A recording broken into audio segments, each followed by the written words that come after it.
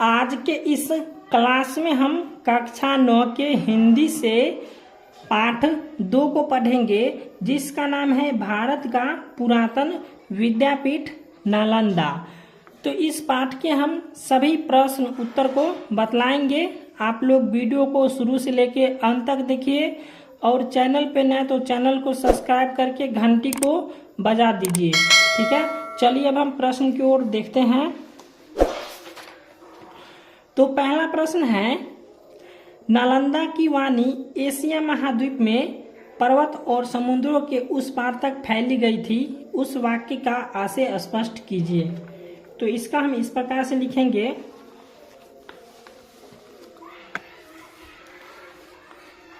तो यहाँ पे जो देख रहे हैं यहाँ पे लिख दीजिएगा पहले, नालंदा ज्ञान साधना की सुरभित पुष्प खिले हैं, अपितु किसी समय एशिया महाद्वीप के विस्तृत भूभाग के विद्या संबंधी सूत्र भी उसके साथ जुड़े हुए थे और ज्ञान के क्षेत्र में देश और जातियों के भेद लुप्त हो जाते हैं। नालंदा इसका उज्जवल दृष्टता था। ठीक है, तो ये हो गया आपका एक का। चलिए अब हम दूसरा प्रश्न देखते हैं। तो दूसरा प्रश्न है, मगध की प्राचीन राजधानी का नाम क्या था और वह कहाँ अवस्थित था। तो इसका हम देख लेते हैं। तो यहाँ पे दू का देख रहा होंगे कि मगध की प्राचीन राजधानी वैभार 5 पर्वत के मध्य में बसी हुई गिरि ब्रज या राजगिरी नामक स्थान में थी। ठीक है, तो ये हो गया 2 का उत्तर। चलिए अब हम तीसरा प्रश्न को देखते हैं। तो तीसरा प्रश्न है, बुद्ध के समय नालंदा में क्या था। तो बुद्ध के समय नालंदा में क्या था, तो चलिए इसको हम देख लेते हैं।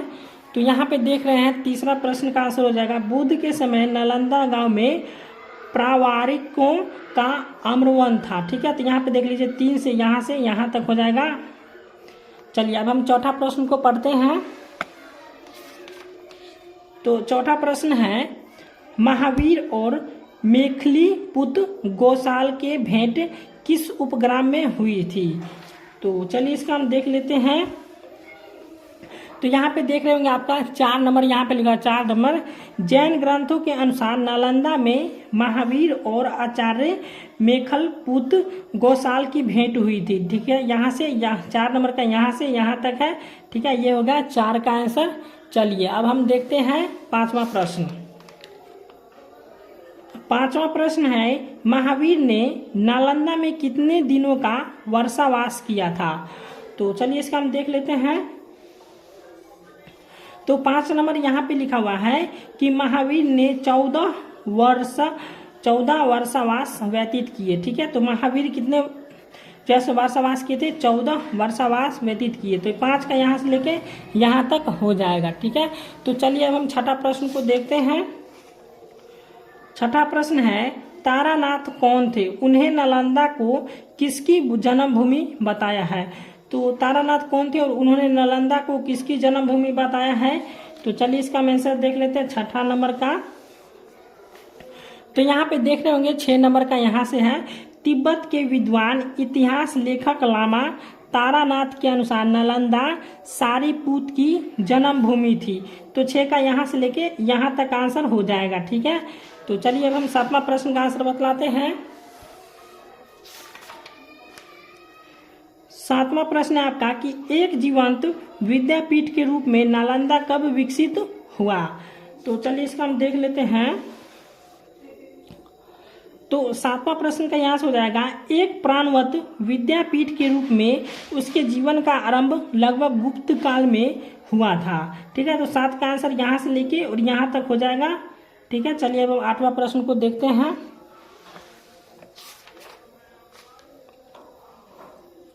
8वां प्रश्न है, फाहान कौन थे, वे नालंदा कब आए थे।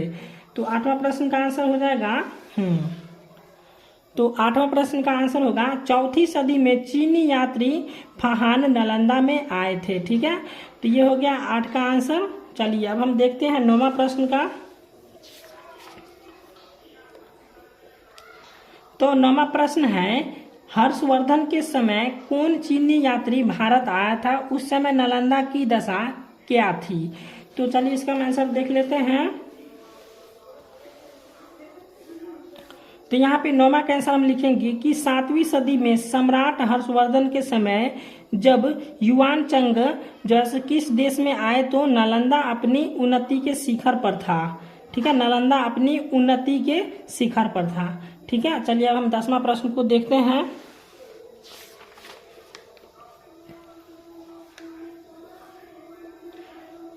दसवां प्रश्न है, नालंदा के नामांकन के बारे में किस चीनी यात्री ने किस ग्रंथ के आधार पर क्या बताया है। ठीक है, तो 10वां प्रश्न का आंसर यहाँ से लिखा हुआ है। ठीक है, तो यहाँ से देख लीजिए 20 नंबर पेज में यहाँ से लिखा हुआ है, युआन चंग ने एक जातक की कहानी का हवाला देते हुए लिखा है कि नालंदा की यह नाम इसलिए पड़ा था कि यहाँ अपने पूर्व जन्म में उत्पन्न भगवान बुद्ध की तृप्ति नहीं होती थी। तो यहाँ पे हो जाएगा नौलदा। ठीक है, तो नौलदा हो गया नालंदा। ठीक है, तो इसी प्रकार हो गया 10 का आंसर यहाँ से लेके 10 का आंसर यहाँ से लेके यहाँ तक हो गया आपका। ठीक है, चलिए 11 नंबर प्रश्न को हम देखते हैं। तो 11 नंबर प्रश्न है, नालंदा विश्वविद्यालय का जन्म कैसे हुआ। तो 11 नंबर प्रश्न है, नालंदा विश्वविद्यालय का जन्म कैसे हुआ।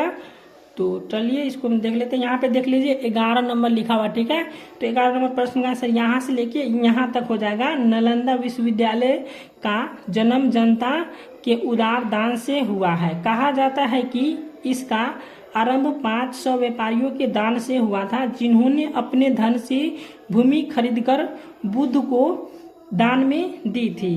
ठीक है,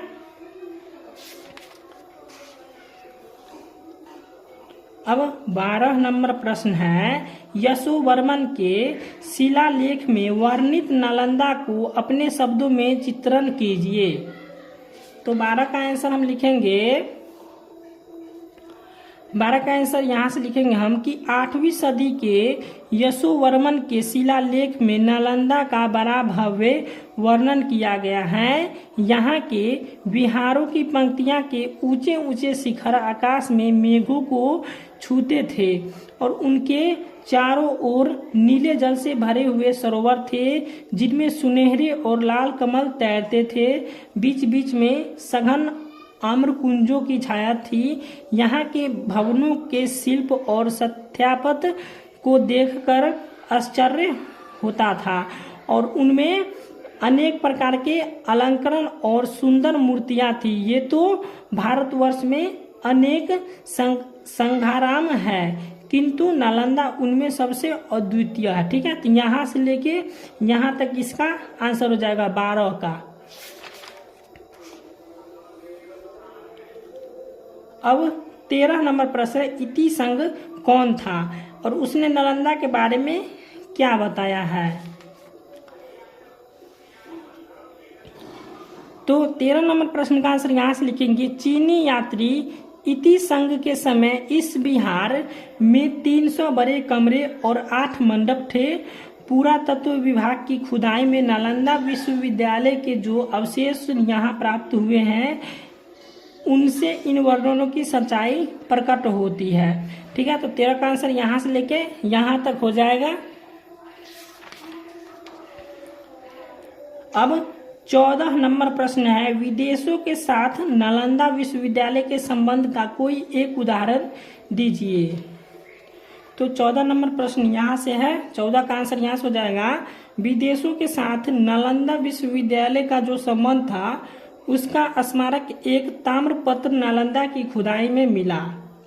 इससे ज्ञात होता है कि सुवर्ण द्वीप सुमात्रा के शासक शैलेंद्र सम्राट श्री बलपुत्र देव ने मगध के सम्राट देवपाल देव के पास अपना दूत भेजकर यह प्रार्थना की कि उनके ओर से 5 गांव की दान नालंदा विश्वविद्यालय को दिया जाए और ताम्रपत्र के अनुसार नालंदा के गुणों से आकृष्ट होकर यवद्वीप के सम्राट बलपुत्र ने भगवान बुद्ध की प्रति भक्ति प्रदर्शित करते हुए नालंदा में एक बड़े विहार का निर्माण कराया। ठीक है, तो 14 का आंसर यहाँ से लेके यहाँ तक हो जाएगा।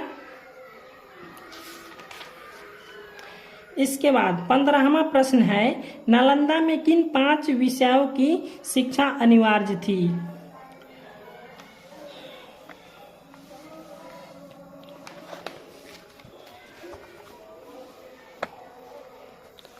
तो यहां से हम लिखेंगे 15 की यहाँ से लिखेंगे, मूल रूप में 5 विषयों की शिक्षा वहाँ अनिवार्य थी। शब्द विद्या या व्याकरण, जिससे भाषा का समय ज्ञान प्राप्त हो सके, हेतु विद्या या तर्कशास्त्र, जिससे विद्यार्थी अपना बुद्धि की कसौटी पर प्रत्येक बात का परख सके, और चिकित्सा विद्या, जिसे सीखकर छात्र स्वयं स्वस्थ रह सके एवं दूसरों को भी निरोग बना सके, तथा शिल्प विद्या, एक शिल्प को सिखाना वहाँ अनिवार्य था, जिसके द्वारा छात्रों में व्यवहारिक और आर्थिक जीवन की स्वतंत्रता आ सके। और इन चारों के अतिरिक्त अपनी रुचि के अनुसार लोग धर्म और दर्शन का अध्ययन करते थे। तो 15 का आंसर यहाँ से लेके यहाँ तक हो जाएगा। ठीक है, चलिए अब हम 16वां प्रश्न को बतलाते हैं।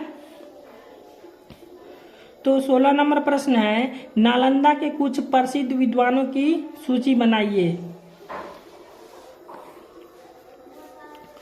तो 16 का आंसर यहाँ से लिखेंगे, आचार्य शीलभद्र योग शास्त्र के उस समय के सबसे बड़े विद्वान माने जाते थे, और उनसे पहले धर्मपाल इस संस्था के प्रसिद्ध कुलपति थे। यहाँ पर हो जाएगा शीलभद्र, ज्ञानचंद्र, प्रभामित्र, स्थिरमती, गुणमती आदि अन्य आचार्य युवानचांग के समकालीन थे। चलिए अब 17वां प्रश्न को बतलाते हैं। तो 17वां प्रश्न है, शीलभद्र ने युवानचांग यानी हेनसांग की क्या बातचीत हुई? तो 17 नंबर प्रश्न का आंसर हम यहाँ से लिखेंगे, जब युवानचांग नालंदा से विदा होने लगे, तब आचार्य शीलभद्र एवं अन्य भिक्षुओं ने उनसे यहाँ रहे जाने के लिए अनुरोध किया, और युवानचांग ने उत्तर में यह वचन कहे कि यह देश बुद्ध की जन्मभूमि है, इसके प्रति प्रेम न हो सकना असंभव है, लेकिन यहाँ आने में मेरा उद्देश्य यही था कि अपने भाइयों के हित के लिए मैं भगवान का महान धर्म खोज करूं। मेरा यहाँ आना बहुत ही लाभप्रद सिद्ध हुआ है।